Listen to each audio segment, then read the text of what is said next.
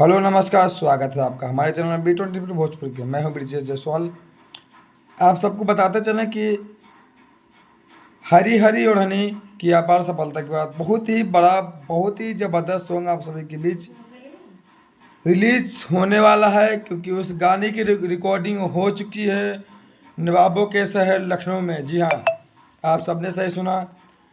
उत्तर प्रदेश के नवाबों के शहर में पावर स्टार पवन सिंह इन दिनों अपनी फिल्म जियो मेरी जान की शूटिंग में लगातार व्यस्त हैं। एक से एक नया से नया गाना रिलीज करते जा रहे हैं। ब्लॉकबस्टर साबित हो रहा है, धमाल मचाते चला जा रहा है भोजपुरी इंडस्ट्री में।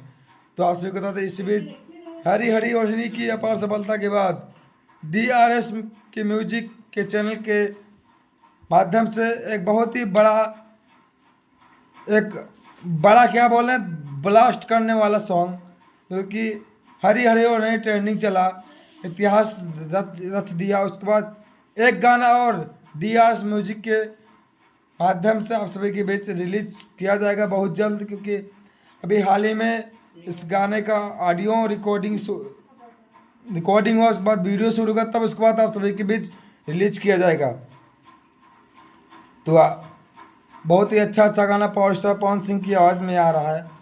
तो हम बात करें पावर स्टार पवन सिंह की, तो लगातार कंटिन्यू एक से एक गाने आते रहते हैं पावर स्टार पवन सिंह के। तो जो भी गाने आते हैं धमाल मचा के आते हैं, इतिहास रच के जाते हैं।